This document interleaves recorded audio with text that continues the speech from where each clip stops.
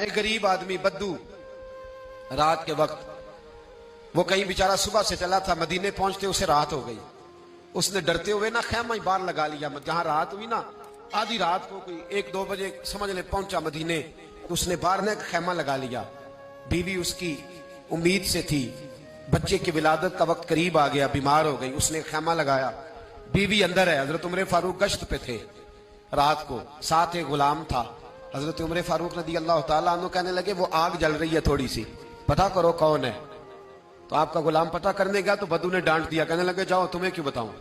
حضرت عمر خود گئے، کہنے لگے مسافر بھائی بتا تو صحیح. کہنے لگا جی چھوڑے، میں آپ کو کیوں بتاؤں، میں کون ہوں، کیسے آیا ہوں. فرمایا خیمے کے اندر سے کراہنے کی آواز آتی، کوئی درد سے چیخ رہا ہے، بتا ہمیں بات کیا ہے.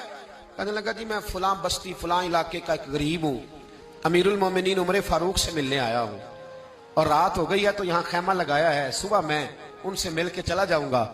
تو رات کو تکلیف دینا پسند نہیں کیا، تو میری بیوی امید سے تھی، اب بچے کی ولادت کا وقت قریب ہے، پاس کوئی نہیں. حضرت عمر کہنے لگے تو ٹھہر میں ابھی آیا.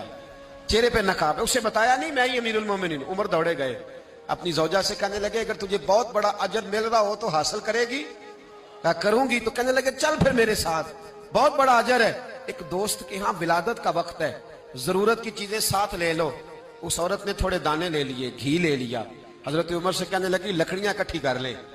امیر المومنین کونسلر کی بات نہیں بتا رہا آپ کو، میں آپ کو ایم پی اے کی بات نہیں بتا رہا، ایم این اے کی بات نہیں بتا رہا، جو 10 گاؤں کو ملا کے چیئرمین بنا اس کی بات نہیں بتا رہا. اس کی بات بتا رہا ہوں جو 22 لاکھ مربع میل کا حکمران ہے. اس کی بات بتا رہا ہوں جو گلی سے گزرے تو شیطان رستہ ہی بدل جاتا ہے. اس کی بات بتا رہا ہوں جس کے بارے میں میرے مصطفیٰ کریم صلی اللہ تعالیٰ علیہ وآلہ وسلم نے فرمایا میرا عمر تو وہ ہے کہ 950 سال حضرت جبریل بھی اس کی شان بیان کریں تو عظمت ختم نہیں ہوتی.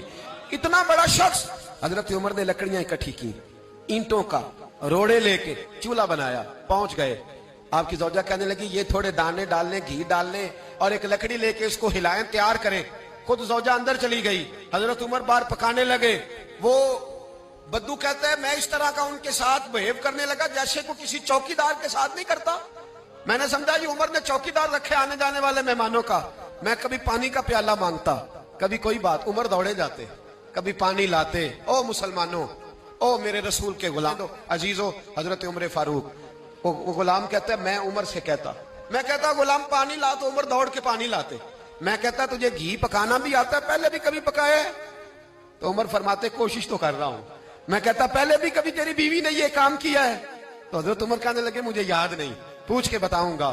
کہتے ہیں کیا رنگ تھا، کیا انداز تھا، کیا مصطفیٰ کی تربیت تھی، کیا انداز حضور نے سکھائے غلاموں کو.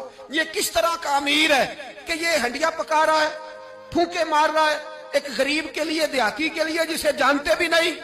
اندر اس شخص کی بیوی کے ہاں بیٹا پیدا ہوا تو حضرت عمر کی بیوی اندر سے بول کے کہنے لگی امیر المومنین مبارک ہو، آپ کے دوست کے ہاں بیٹا پیدا ہوا ہے. جب کہا نا امیر المومنین مبارک ہو تو وہ شخص کہتا ہے میرے ہاتھ کانپنے لگے اور میں اس طرح دوڑا کہ میری پگڑی گر گئی. میں دوڑا تو عمر نے بلایا، کہا کدھر جاتے ہو؟ کہنے لگا آپ امیر المومنین ہیں، آپ امیر المومنین، آپ عمر ہیں. کیسر و کسرا جس کے نام سے کانپے آپ وہ ہیں جسے مصطفیٰ نے دعا مانگ کے اللہ سے مانگا وہ والے عمر ہیں آپ. جس کے لیے علی المرتضیٰ فرماتے ہیں میں روز دعا کرتا ہوں وہ والے عمر ہیں. جس کے بارے میں ابو بکر صدیق نے فرمایا تھا کہ میں اللہ سے کہوں گا مولا جو تیرے محبوب کی امت کے حق میں سب سے بہتر تھا میں اسے خلیفہ بنا کے وہ والے عمر ہیں. عمر امیر المومنین کی بیوی وہ تو خاتون اول ہوتی ہے، وہ تو ملکہ ہوتی ہے، اور تیری بیوی دائی بن کر ایک غریب کے بچے کے پاس بیٹھی رہی ولادت کے وقت.